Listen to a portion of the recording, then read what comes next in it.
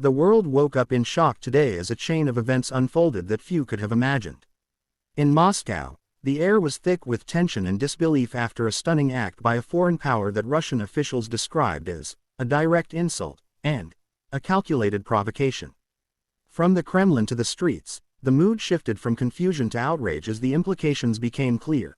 Something unprecedented had just occurred, something that no nation had ever dared to do to the Russian Federation. It began quietly, with whispers among diplomats late last night. Reports leaked from international circles hinted that a coalition of Western nations had taken a step that crossed a red line, freezing several high-level Russian assets abroad, including critical shipments and technology bound for joint projects. At first, Moscow dismissed the reports as rumors. But by dawn, confirmation arrived from the Ministry of Foreign Affairs. The message was brief and cutting. Russia's sovereign property had been seized, its officials humiliated, and its national pride wounded. What made the situation even more shocking was not the act itself, but the manner in which it was done. The statement from a Western leader, broadcast live, contained phrases that Russian commentators immediately labeled an act of pure arrogance. The official claimed that Moscow must learn to follow the rules of the modern world, words that sent a chill through Russia's political establishment. For many Russians, it was not just a diplomatic scandal, it was a public slap in the face. Inside the Kremlin, sources described a scene of controlled fury. President Vladimir Putin reportedly called an emergency meeting with his Security Council. The discussion, according to leaks, was tense and strategic. "They have crossed every line," one senior advisor was quoted as saying. "This is not about money. This is about dignity, about sovereignty." The president's response, though calm on the surface, hinted at the storm brewing behind the walls of power. Within hours, a series of retaliatory measures were drafted, targeting foreign companies and assets operating within Russian borders. Across Russia, state television channels interrupted regular programming to cover the developing crisis. Experts, analysts, and former diplomats filled the screens, each offering their own take. Some called it a turning point, others spoke of a new Cold War moment. The sense of unity was unmistakable. Regardless of political alignment, Russians felt that the nation had been disrespected in a way that demanded a strong response. On the streets of Moscow, people gathered in cafes and metro stations, discussing the situation with growing frustration. "They think they can humiliate us again and again," said one middle-aged man in Red Square. But Russia always answers. For ordinary citizens, the incident revived memories of past decades when the country had been underestimated or cornered, and had always fought back. Internationally, reactions were mixed. Some European nations expressed concern, warning that the confrontation could spiral out of control. Others, particularly in Washington and London, defended the move as necessary pressure to ensure compliance with international norms. The language was diplomatic on the surface, but the undertone was unmistakably condescending. Moscow saw it as another reminder that certain Western capitals viewed Russia not as an equal partner, but as a rival to be disciplined. As the hours passed, new layers of the story emerged. It turned out that the act was part of a larger, coordinated strategy, one that had been in planning for months. Documents leaked to the media revealed that Western governments had mapped out a plan to isolate key sectors of the Russian economy by cutting access to specialized equipment and financial systems. The goal, according to insiders, was to limit Moscow's technological and military capabilities. To many observers, this revelation marked a dramatic escalation in the ongoing geopolitical standoff. "This is no longer about sanctions or diplomacy," said Dr.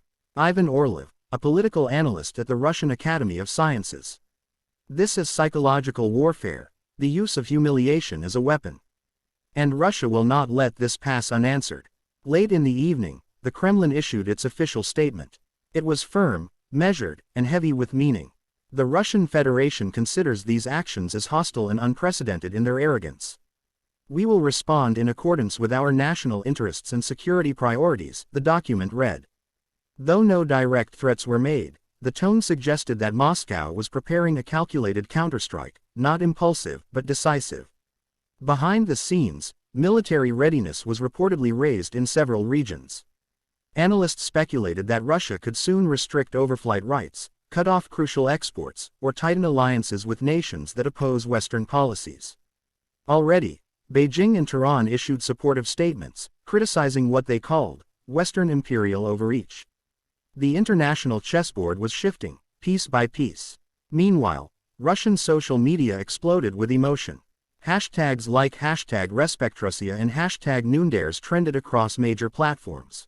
Influential bloggers, veterans, and even celebrities joined the chorus of indignation.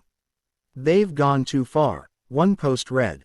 "The world will soon remember why Russia is never to be provoked." The sentiment captured the mood perfectly: defiant, proud, and unwilling to bow. In contrast, Western media portrayed the situation differently. Headlines described Russia as isolated, aggressive, and out of touch. Talk shows debated whether the move would finally teach Moscow a lesson. Yet, within those debates, a quieter question began to surface: had the West overplayed its hand? Was this the moment when pressure turned into provocation? Experts in international relations began warning of the dangers of humiliation politics. "History shows that great powers never respond well to public shaming," said Professor Eleanor Grant of Cambridge University. If the West's goal was to weaken Russia, it may have achieved the opposite, strengthening its resolve and pushing it toward new alliances. Inside Russia, that sense of resolve was already visible. State enterprises began reassessing foreign partnerships, and several ministries announced plans to accelerate domestic production in key industries. "We will depend on no one," declared a government spokesperson. The slogan echoed through news broadcasts and official channels, rekindling a spirit of self-reliance reminiscent of earlier eras of national mobilization. As the night deepened over Moscow, the city's skyline glittered against a cold autumn sky. In the Kremlin, the lights remained on long after midnight.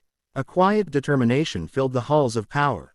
Officials spoke of patience and strategy, not panic. "We will respond," one aide told journalists. "But we will choose the time and place." Across the Atlantic, foreign leaders watched closely. Some celebrated a perceived victory, believing that Moscow had been cornered. Others worried privately that a dangerous threshold had been crossed. The silence from Washington after Russia's official statement was telling: confident in public, uncertain in private. By the next morning, global markets trembled. Energy prices surged, investors panicked, and diplomatic hotlines buzzed. Russia had announced the suspension of several export agreements and hinted at further economic restrictions targeting unfriendly nations. The message was unmistakable: Moscow would not remain silent. Within hours, European capitals scrambled to convene emergency meetings, searching for ways to de-escalate what was rapidly becoming the most serious diplomatic crisis of the decade. Yet even as leaders debated and analysts speculated, one fact became undeniable: the balance of respect in global politics had shifted. For many Russians, the event became a rallying cry, a symbol of resistance against what they saw as Western arrogance. "They wanted to embarrass us," said a commentator on national television. "But they only reminded us who we are." By week's end, tensions had not subsided. Military drills increased near several borders, and diplomats exchanged harsh words in international forums. The world stood once again on edge, haunted by echoes of a Cold War many thought was long buried. But this time, the conflict was not only about weapons or ideology, it was about pride, recognition, and the unyielding will of a nation that refused to be humiliated. As commentators summed it up on Russia 1, it happened. It was arrogance beyond measure. And it will not be forgotten. No one has ever treated Russia like this before, and no one ever will again. The words resonated across a restless nation, a warning, a promise, and perhaps the beginning of a new chapter in global history.